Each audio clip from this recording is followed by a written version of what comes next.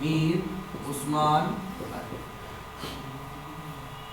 मीर उस्मान अली यहाँ का शासक। अब ध्यान रखो ये मुस्लिम लेकिन यहाँ की जनता हिंदू थी, ठीक है ना। तो बताओ एक बात बताओ, अगर शासक को कहते हैं कि भैया तुम तुम्हारे हिसाब से देखो तो ये तो पाकिस्तान में मिलने चाहता था, तो फिर भारत में कैसे मिले वो।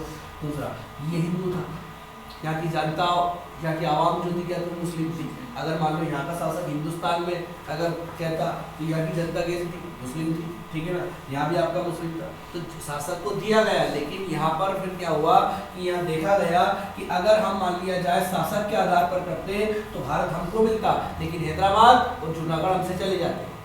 अगर जनता के आधार पर करते तो हमको कश्मीर नहीं मिलता।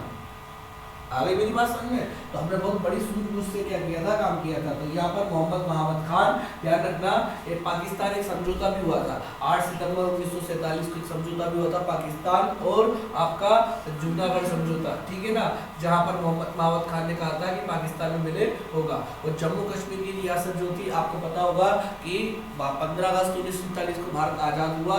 22 अक्टूबर 1947 को कबायली जनजातियों के माध्यम से पाकिस्तान ने हमारे ऊपर आक्रमण किया था, जिसका जवाब हमने हमारी भारतीय सेना ने दिया था। क्यों? क्योंकि वहाँ के राजा हरि सिंह ने पंडित जवाहरलाल नेहरू से मदद मांगी थी कि आप हमारी मदद कीजिए, मैं जम्मू कश्मीर रियासत का विलय भारत में करूंगा। तो ध्यान रखना कब की बात है ये, इसका विलय कब हुआ है? इसका विलय हुआ है अपने भारत में 27 अक्टूबर 26 है ना, 27 अक्टूबर को तो माउंट बेटन ने स्वीकारा था उसको। 26 अक्टूबर 1900 और 27 अक्टूबर को माउंट बेटन ने इसको स्वीकारा। आगे मेरी बात समझ में। यहाँ पर देखा जाए तो यहाँ पर आपका 17-18 सितंबर, ठीक है ना, 1948, ठीक है। और इसका अगर आप देखेंगे है ना, इसका हम देखेंगे तो इसको मिलाया गया था फरवरी 1948।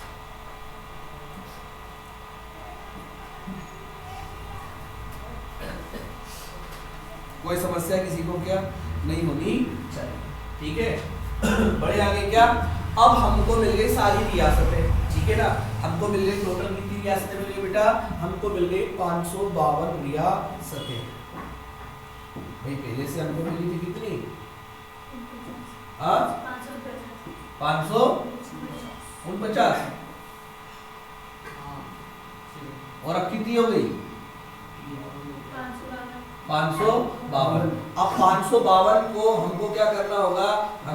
हमको भारत में मतलब किस आधार पर बांटना होगा तो हमको देखना है। लेकिन हमें उस समय कुछ ध्यान नहीं आया, तो हमने क्या किया, सारी रियासतों को हमने एक सेक्शन बना लिया। Section A, section B, section C, section D, या state A, state B, state सी।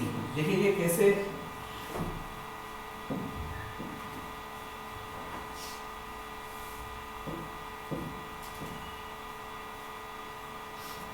कितनी रियासतें थी टोटल? 552 रियासत, ठीक है ना। अब 552 रियासतों को हमने किस आधार पर बांटा? देखो मैंने आपको पहले बोल दिया कि एक तो स्टेट ए, एक स्टेट बी, एक स्टेट सी और एक स्टेट डी। लिख लो अपनी कॉपी में कि स्टेट ए, ये ऐसे ही बोलेंगे भैया पार्ट ए है ना, स्टेट बी, स्टेट सी और स्टेट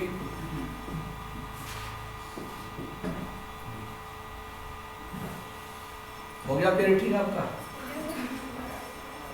आपके नोट्स थे क्या मेरे पास? हाँ हिस्ट्री है। अच्छा भूल गए हो तुम कभी?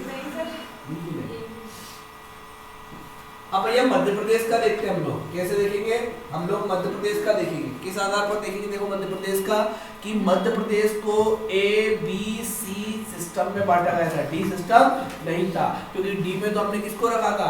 एकमात्र केंद्र शासित या कह सकते हैं अंडमान निकोबार। तो पूरे भारत में एक था तो मध्य प्रदेश में तो हो गई नहीं, ठीक है ना। तो लिख लो आप अपनी कॉपी में कि मध्य प्रदेश का गठन, हाँ क्या पूछ रहे हो? मध्य प्रदेश का गठन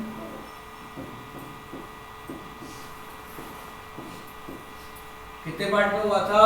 3 पार्ट में हुआ, 3 पार्ट में हुआ। अब वो 3 पार्ट कौन कौन से थे आपके?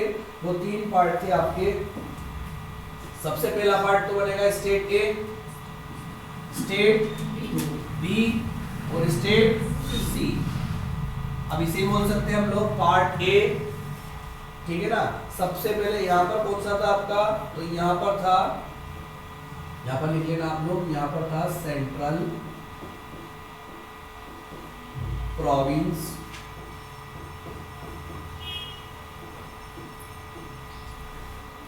एंड बरार, ठीक है। यहाँ पर क्या था आपका? मध्य भारत प्रांत, ठीक है। और यहाँ पर क्या था आपका? विंध्य प्रदेश,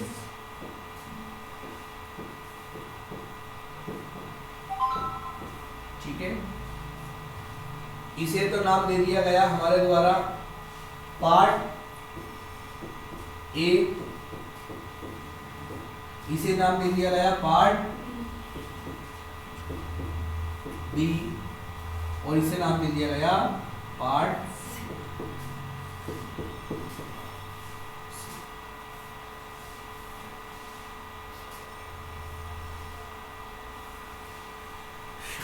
ठीक है।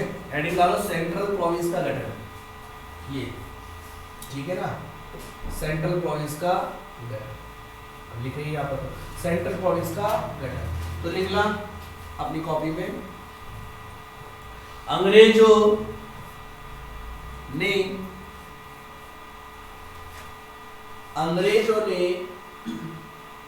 पेशवा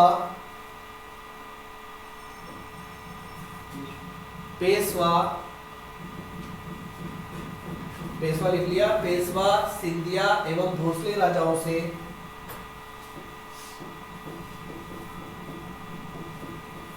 अंग्रेजों ने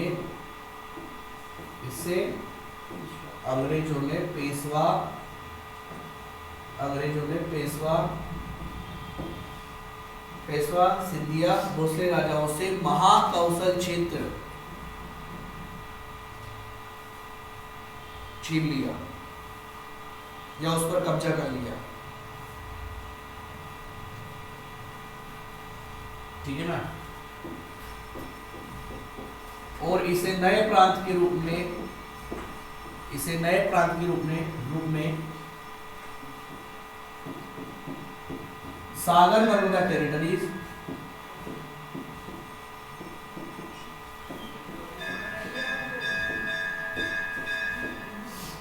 क्या नाम दिया इसे? सागर नर्मदा टेरिटरीज,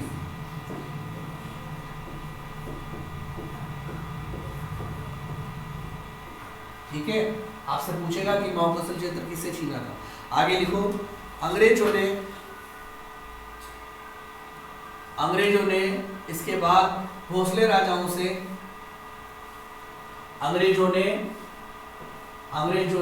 भोसले राजाओं से 11 दिसंबर 1853 को नागपुर क्षेत्र छीना। कौन सा क्षेत्र छीना? नागपुर क्षेत्र छीना, ठीक है। टाइम हो गया क्या? है ना। अंग्रेजों ने भोसले राजाओं से 11 दिसंबर 1853 को कौन सा क्षेत्र छीना? नागपुर, जो कि आपको मालूम है कि मध्य प्रदेश की राजधानी रहेगी, ठीक है ना। कब तक रहेगी? 1956 तक। फिर 56 के बाद में जब मध्य प्रदेश बन जाएगा भाषाई आधार पर, प्रशासनिक आधार पर, तो हम उस समय उसकी राजधानी भोपाल कर देंगे। ध्यान रखना, अंग्रेजों ने क्या कर दिया कि नागपुर किससे छीना था, और तारीख भी याद रखना अपने को, 11 दिसंबर 1853। एक फैक्ट को लिख लो, फिर खत्म करते हैं, ठीक है ना। एक फैक्ट को लिखो, कैसा लिखेंगे कि ब्रिटिश सरकार ने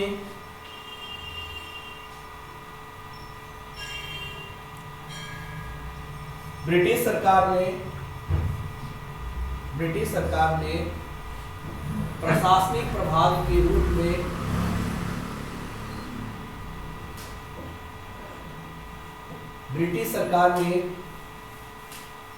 प्रशासनिक प्रभाग के रूप में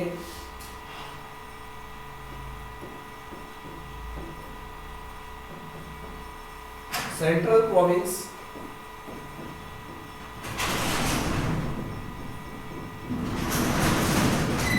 का गठन, सेंट्रल प्रोविंस का गठन कब किया? 2 नवंबर 1861। व बरार का गठन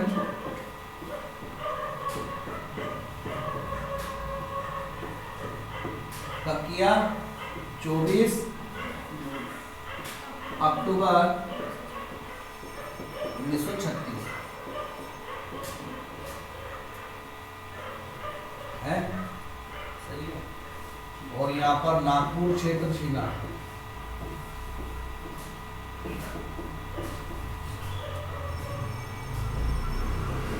कब छीना था?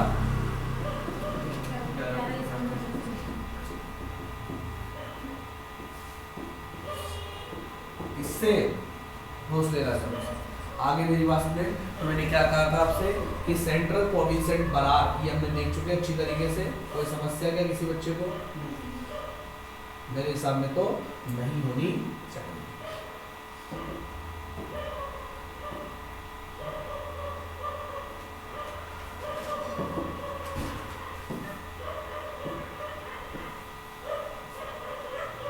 चलिए